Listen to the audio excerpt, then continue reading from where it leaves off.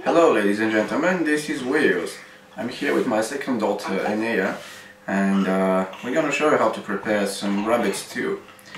So if you have trouble with eating rabbits or other home companion animals, you should stop watching that video right now. But if not, and you actually enjoy the kitchen, you should continue. So this is the final dish, which obviously I've already prepared, but yeah, this is so that you can have an idea what it will look like at the end.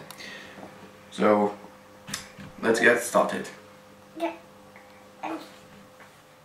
Alright, so the ingredients for this recipe: you obviously need some rabbit. I bought a whole rabbit, got it chopped into pieces. I'm gonna also use some smoked sausages like that. It's mostly for the smoky taste that they add to the whole dish, but if you don't have any, you're not really required to use them. It's a little bit better with them.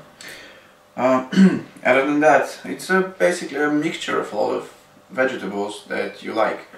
So what I'm going to use is carrot, a nice carrot, some potatoes, some celery, a leek.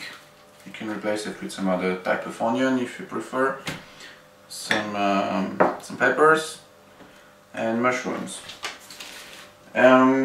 Now for the spices: some salt, black pepper, whole, not crushed,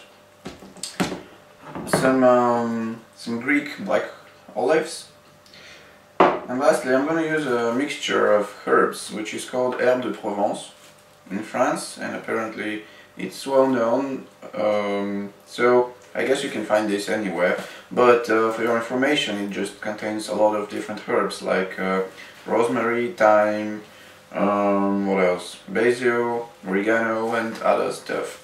So you can use individual herbs or a mixture like that, or yeah, just whatever you can find and whatever you prefer.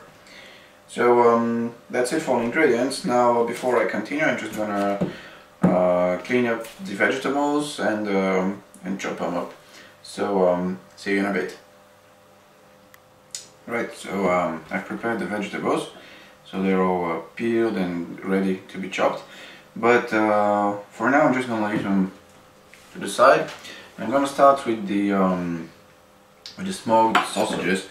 In the meantime, I've put some oil to preheat, some olive oil, on the stove in a large cooking pan. I'm gonna show you after the break. So now I'm just gonna cut these sausages in small pieces like that, like dimes or something like that. Once this is done, I'm gonna put them in the preheated oil together with the rabbit meat for a while, so that they can cook a little bit while I'm chopping the onions and all the other vegetables. So yeah, just gonna finish this and then I'm gonna move to the stove. Alright, so here we are at the stove. Now I'm just gonna add the first ingredients in the cooking pan that I told you about. So this is a big, large cooking pan that can go in the oven or on the stove. So it's very nice for cooking things like that. So as I told you, I'm gonna add the sausages first, so that you can lose a little bit of the fat in them, and this also helps bring out the taste. So I'll leave that like that, and now I'm gonna add the pieces of rabbit.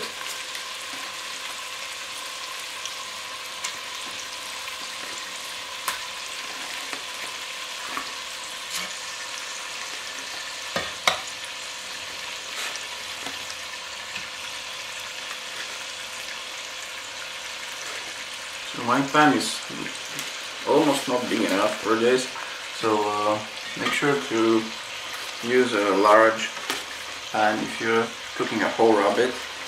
Well, this is what I'm using is 1 kilogram 500, sorry. So this means it's quite big, but while it cooks the meat will kind of become smaller as well. So don't worry too much about it, but yeah. And I think I have to add some more olive oil here, because I think it's enough. So leave it in medium-high heat, not too high but not too low either, for a while, and keep an eye on it. I guess while it cooks, I'm gonna go chop the remaining all the vegetables, but from time to time you should come back to it and just stir it a bit. Make sure the pieces that right now are not at the bottom change places and all that, so that the first part of the cooking can go normally. So yeah, I'm gonna do this while I prepare the vegetables. Alright, so back to the vegetables.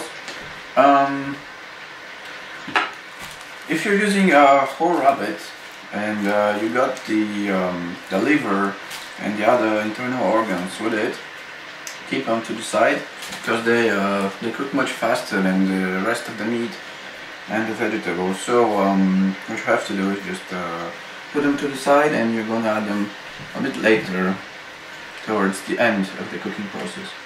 So yeah, this is the internals. Now for the vegetables, well, you just have to chop them. For this particular dish, I'd advise you to chop them in large pieces, because it's better. So I'm just gonna get this like that. First you get pieces like that. For the celery, the leek, you can either, well, what I usually do is I cut it in pieces like that, round pieces, rather than in the length, because it will fall apart if you cut it too much in the length. So yeah, this is for this. I'm gonna finish it later off camera. The potatoes, the same deal. Try to make larger pieces like that, and the carrot, same thing. So just cut the carrot maybe in half, depending on the size. If you have smaller carrots, use multiple carrots, and then chop it in pieces like that. So that's it for the vegetables. I'm gonna get everything chopped into pieces. As I said, I'm also gonna keep an eye on the meat, the cooking, and try to get it not to stick in your cooking pan. So you have to turn it around a little bit. And once this is done, we're gonna start adding the vegetables. So see you after the break. Okay guys, I'm almost done with the vegetables, but in the meantime it's time to add something to the mixture here. So since I'm using some frozen vegetables, I'm gonna add them first, because they take longer to cook, and they also produce quite some water, quite a bit of water while they defrost.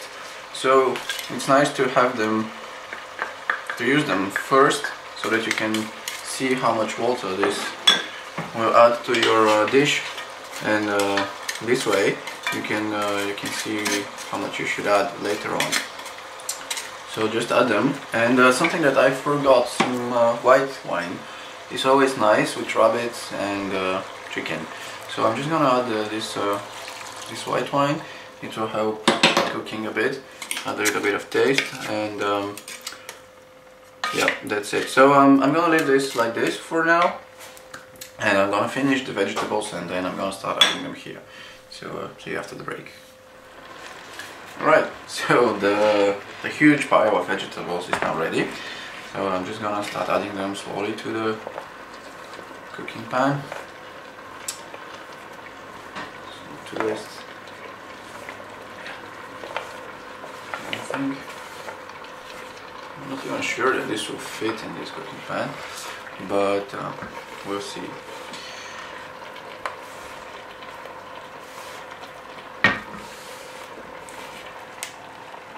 Well, looks alright. Right. So now I'm just gonna add some water. Not add too much water because this is a stew, it's not a soup.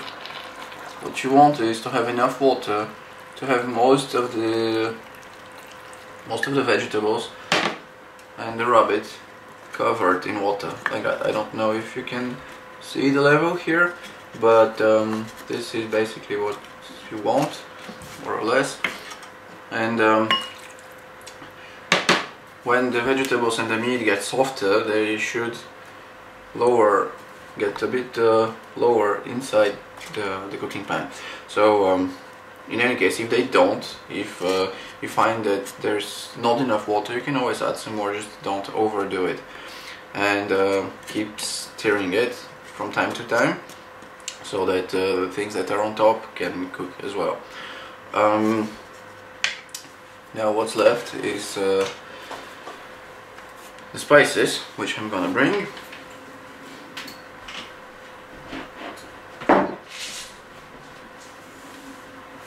Okay. So, as always, spices and herbs is to taste. Cannot give you an exact amount to use. So just add as much as you usually would. Some salt, this should do it. Some black pepper.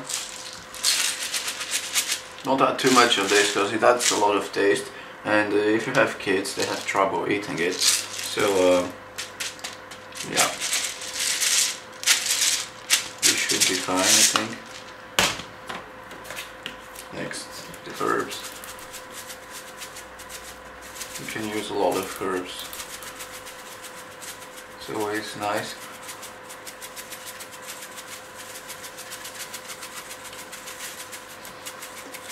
Have a decent amount of herbs and some olive oils. No, not olive oils, olives.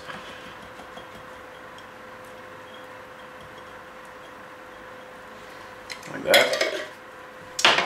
I'm gonna try and stir it a little bit.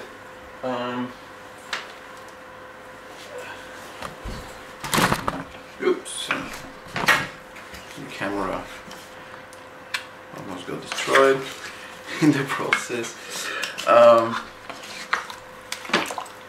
So just try and mix it up like that, carefully. And I think I'm gonna add some more water to it real quick. Yep, it seems to be quite enough.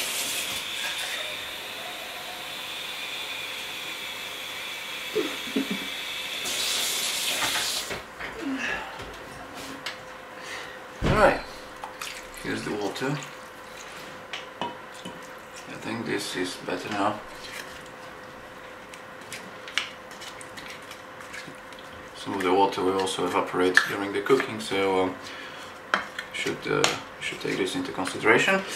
So now what you should do at this point is leave it cooking on medium heat for about an hour, I guess.